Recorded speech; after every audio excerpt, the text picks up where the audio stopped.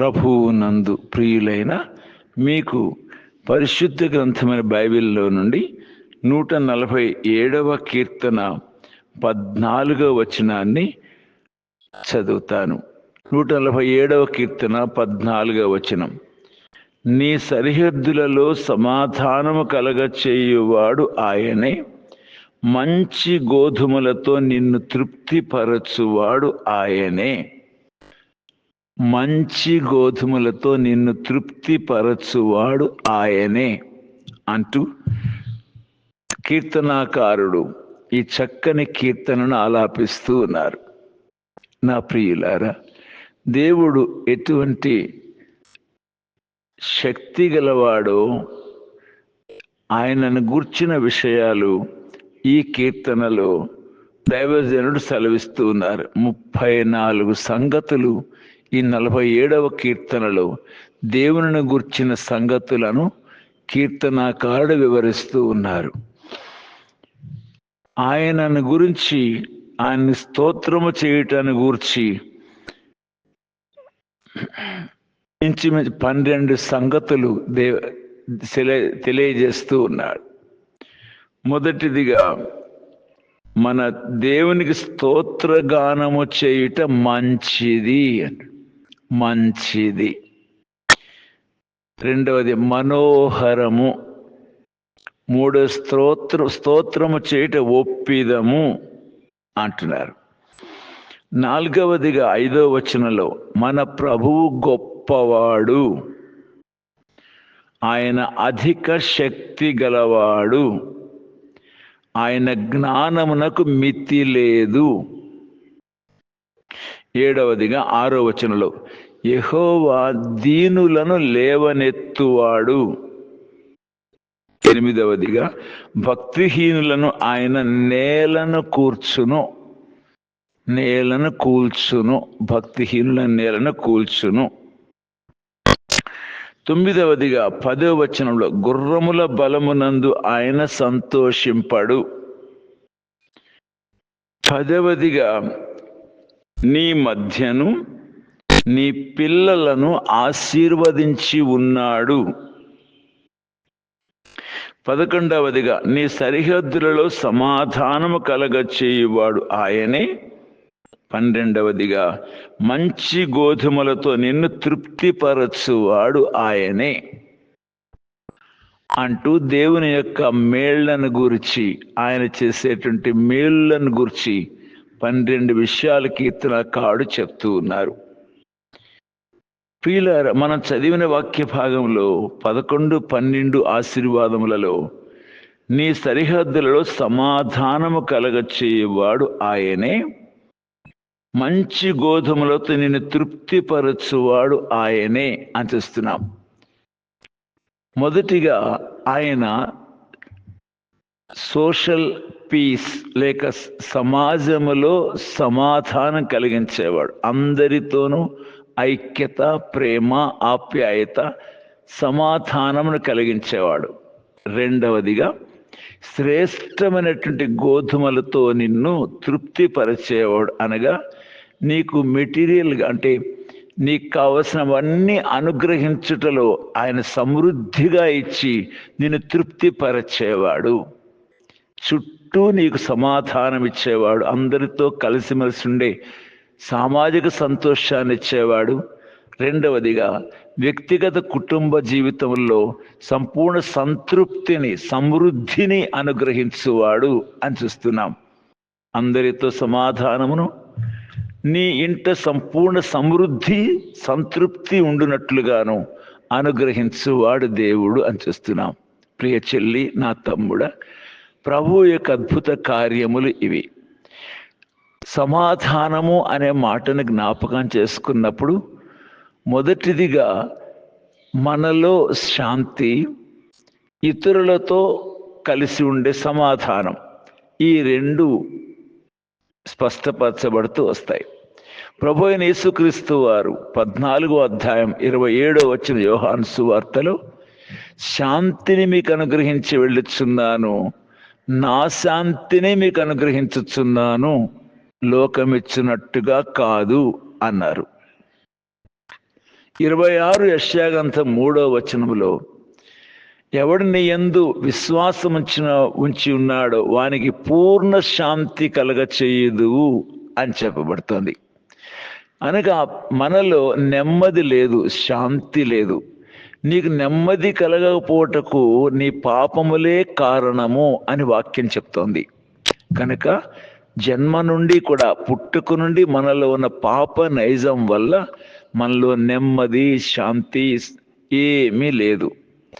ఈ నెమ్మదిని పొందటానికి, శాంతిని అనుభవించటానికి ఎన్నో చెడు అలవాట్లకు బానిసలు అవుతూ ఉంటారు ప్రజలు. చివరికి నెమ్మది లేక తమ జీవితాలను ముగిస్తూ ఉంటారు, ఆత్మహత్యలు చేసుకుంటూ ఉంటారు. నా ప్రియమైన చెల్లి, నా తమ్ముడా, ప్రభువైన యేసుక్రీస్తు వారు నీ హృదయంలో సంపూర్ణ శాంతిని ప్రసాదించేవానిగా ఉన్నాడు. నీలో ఉన్న పాప నైజమంతటిని ఎరిగిన దేవుడు నీ పాపములన్నిటినీ క్షమించేందుకు ఆయన సిద్ధ మనస్కునిగా ఉన్నాడు. అందుకొరకు ఆయన క్రయం చెల్లించాడు. నీ పాపములు క్షమించాలంటే ఆయన ఆ పాపపు శిక్ష భరించి ఉండాలి. అప్పుడే నీకు పాప క్షమాపణ కలుగుతుంది కదా. ఒక వ్యక్తి అప్పును క్షమించాడు అంటే ఆ నష్టం తాను అనుభవించాడనేక.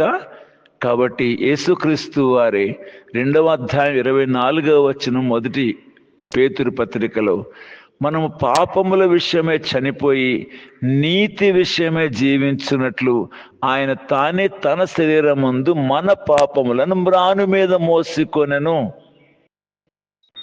అలాగే యెషయా 53వ అధ్యాయం 5-6 వచనాలలో, మనం అందరము గొర్రెల వలె త్రోవ తప్పిపోతిమి, మనందరి పాపములు దేవుడు అతని మీద మోపెను. మన అతిక్రమ క్రియలను బట్టి ఆయన గాయపరచబడెను, మన దోషములను బట్టి ఆయన నలగగొట్టబడెను అని దైవ గ్రంథం స్పష్టంగా చెప్తోంది. 3వ అధ్యాయం 18వ వచనం మొదటి పేతురు పత్రికలో, మనలను దేవుని యొద్దకు తెచ్చుటకు గాను అనీతిమంతులమైన మన కొరకు నీతిమంతుడైన క్రీస్తు శరీర విషయంలో శ్రమపడి మన కొరకు చంపబడినాడని చూస్తాం. 4వ అధ్యాయం రోమాపత్రిక 25వ వచనంలో, ఆయన మన అపరాధముల కొరకై మరణించాడు, మనలను నీతిమంతులుగా చేయుట కొరకై తిరిగి లేచెను అని వాక్యం చూస్తున్నాం. యేసుక్రీస్తులోని ప్రత్యేకత ఏమంటే, మన పాపములను తన మీద వేసుకుని మన కోసం తన ప్రాణాన్ని బలిగా, పుణ్యదానంగా బలి అయినటువంటి ఆ ప్రేమ మాత్రమే కాక, ఆ మరణాన్ని, ఆ సాతానుని, పాతాళాన్ని గెలిచి లేచాడు. ఆయన పునరుత్థానుడయ్యాడు. అది ఆయనలో విశేషం.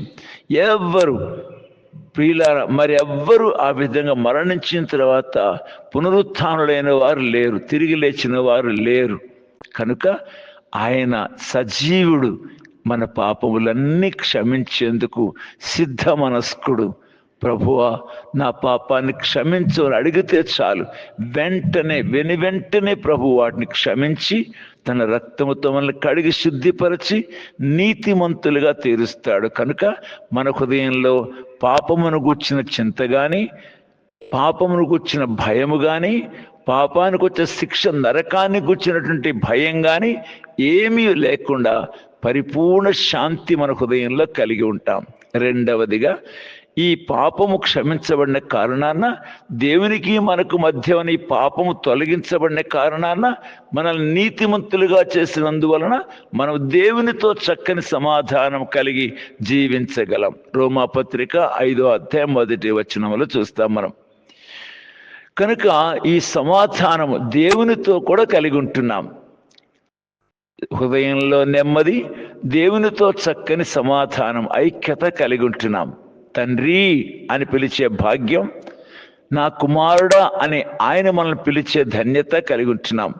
ఒకప్పుడు దేవుని ఎరగని వారము, ఇప్పుడు దేవుణ్ణి ఎరిగిన వారమై ఆయనకు సమీపస్తులుగా జీవించగలిగే భాగ్యాన్ని కలిగి ఉంటాం.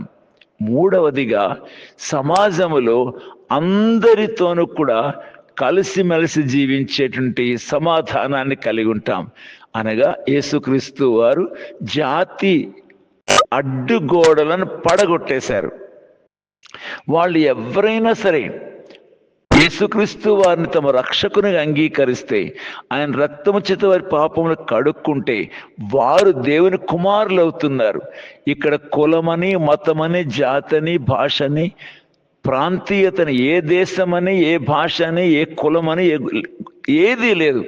ఎవరైనా సరే యేసుక్రీస్తు వారిని తమ రక్షకునిగా అంగీకరిస్తే వారందరూ దేవుని కుటుంబంలోకి చేరుతున్నారు.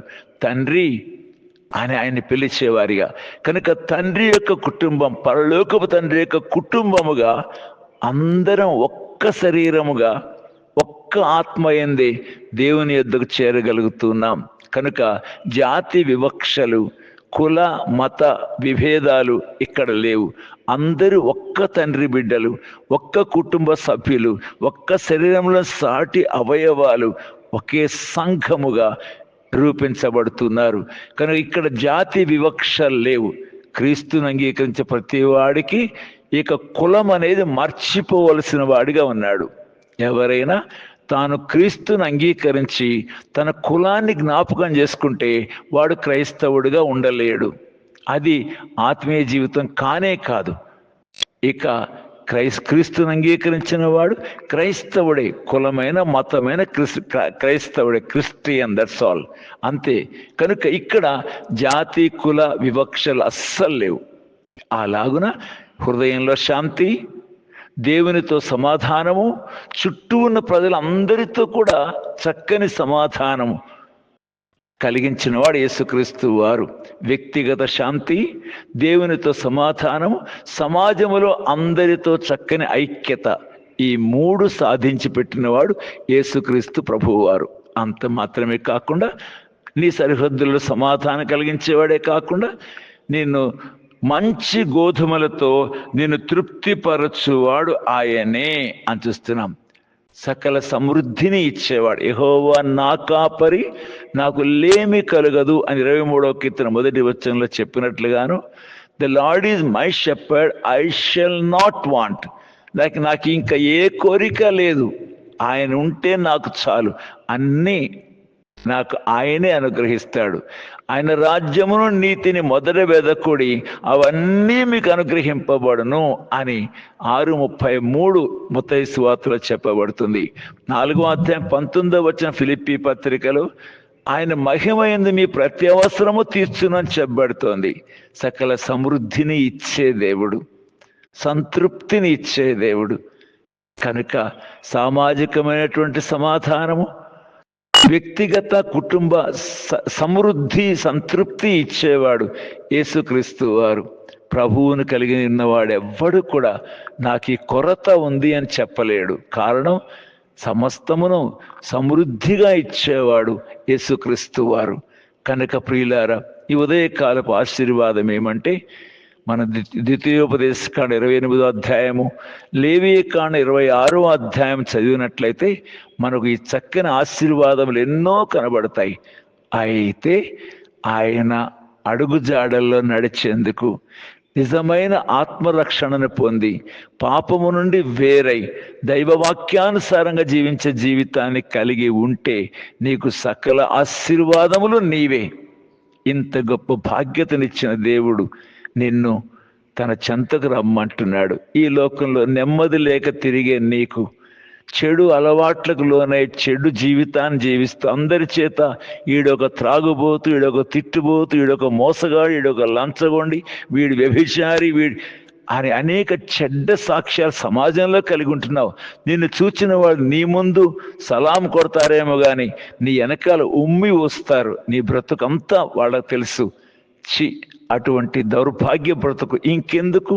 ఇకనైనా ఆ చెడు జీవితాన్ని వదిలిపెట్టి మంచి వ్యక్తిగా, మార్చబడిన వ్యక్తిగా, నూతన జీవితాన్ని జీవించే వ్యక్తిగా, దైవ స్వభావముతో జీవించే వ్యక్తిగా నీవు కాబడేందుకు గాను ప్రభు చెంతకు రమ్మని ప్రాకులాడుతూ బ్రతిమలాడుతూ ఉన్నాను. ఆయన యొద్దకొచ్చి నీ పాపం వల్ల పశ్చాత్తాపంతో నన్ను క్షమించు అని అడిగితే చాలు, ఆయన అద్భుతంగా నీ పాపం క్షమించటమే కాదు, నీకు నెమ్మదినిస్తాడు, దేవునితో సమాధానం ఇస్తాడు, చుట్టూ ఉన్న అందరితో కూడా చక్కని ఐక్యతను ప్రసాదిస్తాడు.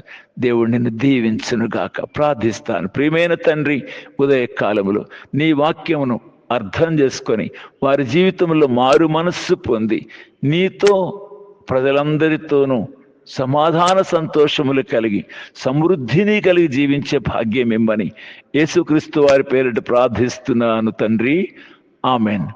ప్రభు అయిన యేసుక్రీస్తు వారి కృప, కరుణ, కటాక్షతలు మీకు అనుక్షణము తోడై ఉండునుగాక. ఆమెన్. ఆమెన్.